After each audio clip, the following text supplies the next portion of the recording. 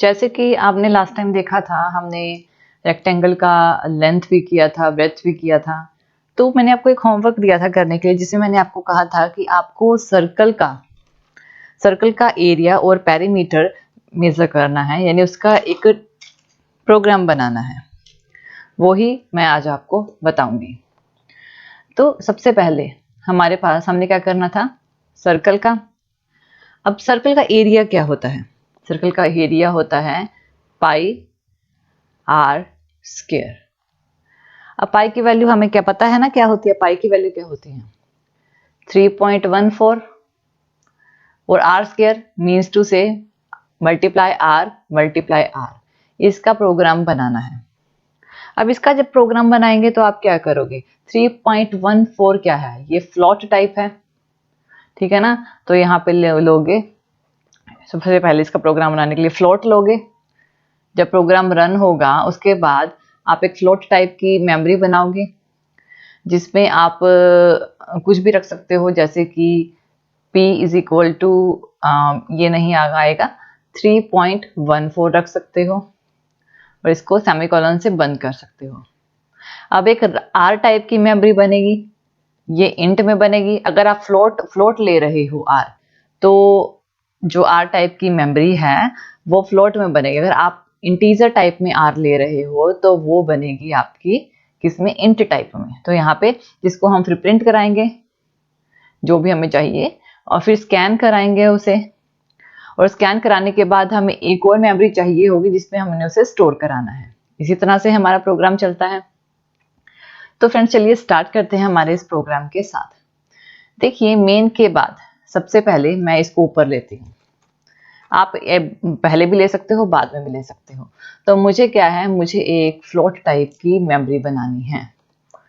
Float में जिसमें मैंने रखा है पाई को हमने p मान लिया, ठीक है, और इज इक्वल टू 3.14।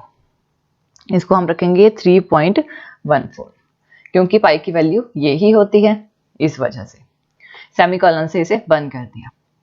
अब मैंने रेडियस को भी चाहिए, तो मैंने क्या करा है, एक इंट टाइप की मेमोरी बना ली, जिसमें मैंने आर रेडियस को रखा और इसको सेमीकोलन से बंद कर दिया। अब हमें प्रिंट क्या कराना है, हमारे पास टाइटल क्या है, एरिया ऑफ सर्कल। तो यहाँ पे एरिया ऑफ सर्कल हमें चाहिए, ठीक है, एरिया ऑफ सर्कल, यानी कि हमारा टाइटल जो आए ऊपर आए एरिया ऑफ सर्कल। अब मुझे स्कैन क्या कराना है, आर को, रेडियस को स्कैन कराना है। तो ऑब्वियसली जो हमारा रेडियस है वो किस टाइप का है, वो इंटीजर टाइप का है, ठीक है ना। तो यहाँ पे %d लिखूंगी, ठीक है, और आर को मैं यहाँ पर स्कैन करा लूंगी। आर की जो भी वैल्यू होगी वो हमारी यहाँ पे स्कैन हो जाएगी। तो इस तरह से हमने क्या किया है कि जो पाई की वैल्यू है 3.14 है, वो हमें पहले ही पता है, स्टैंडर्ड है।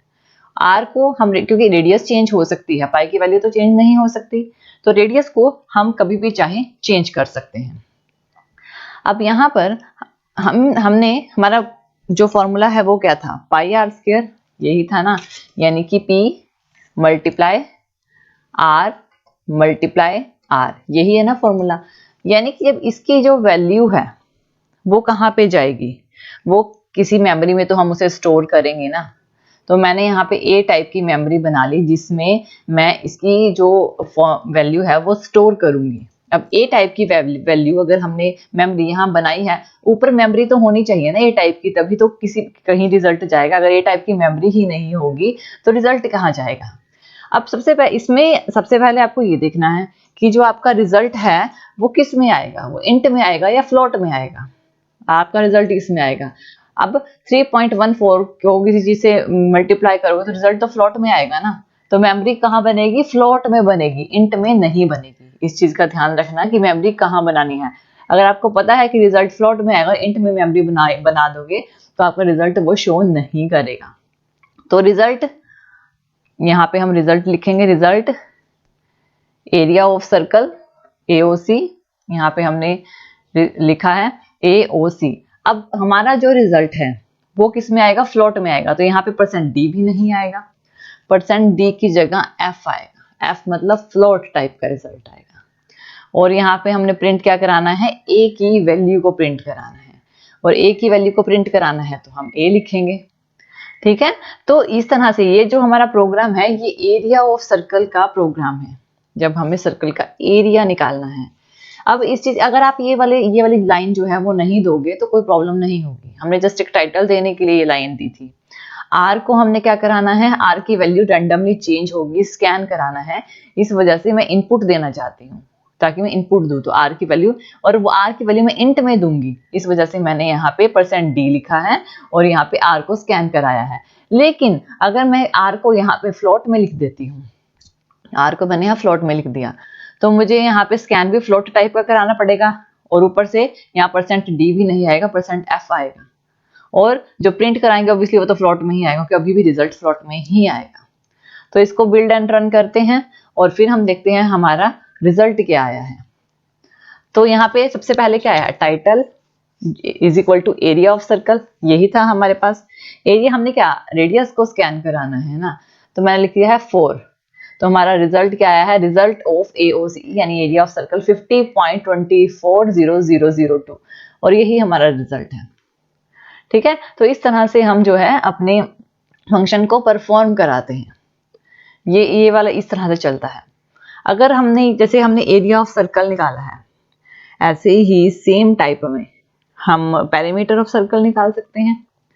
ठीक है ना, लेकिन इसमें एक चीज और है, अगर मुझे इसे एक छोटा प्रोग्राम बनाना है, मैं नहीं चाहती कि क्योंकि जो वैल्यू फिक्स होती है ना 3.14 उसको ना देने की जरूरत ही नहीं। मैंने पिछली बार भी आपको बताया था कि अगर हमने छोटे से छोटा प्रोग्राम बनाना है तो उसे देने की जरूरत नहीं है। हमें R चाहिए था, हम R स्कैन कराएंगे, और अगर हमें यहाँ पे देने की जरूरत नहीं है, मैं यहाँ पे दूंगी वो 3.14 मैंने यहाँ पे दे दिया, मल्टीप्लाई बाय R दे दिया और मल्टीप्लाई बाय R, यहाँ पे R, यानी कि यही हमारा है ना। और अब मैंने यहाँ पे R और R रेडियस दोनों अंदर दे दी, तो मुझे इस A टाइप की मेमोरी की भी जरूरत नहीं बची, तो इस A टाइप की मेमोरी को भी मैं निकाल दूंगी, फॉर्मूला को भी निकाल दूंगी। यानी कि अगर हमने कोई रिजल्ट कहीं गया ही नहीं तो हमें इसकी भी जरूरत नहीं रहे, तो हम इसको भी निकाल देंगे। तो अब हम प्रोग्राम को रन कराएंगे। इससे क्या होगा कि अगर हमें छोटे से छोटा प्रोग्राम बनाना है तो हम इस तरह से बनाते हैं। अब इसको मैं बिल्ड एंड रन अगर करती हूँ तो मुझे क्या आया है, मैंने पूछा है रेडियस, उसे स्कैन करवा ली, मैंने इनपुट करा दिया 4। ठीक है, और हमारे पास रिजल्ट आ गया, और यही हमें चाहिए था, यही तो चाहिए था हमें। F9 से हम इसे क्या कराते हैं, रन कराते हैं। अब यहाँ पर ये हमारा क्या हो गया है, एरिया ऑफ सर्कल। अब एक चीज आप ध्यान दें कि जब भी हम प्रोग्राम रन करते हैं हमारा कंपाइलर ऐसे ही वर्क करता है, ऊपर से नीचे की तरफ जाता है। ठीक है, इस चीज का ध्यान दें।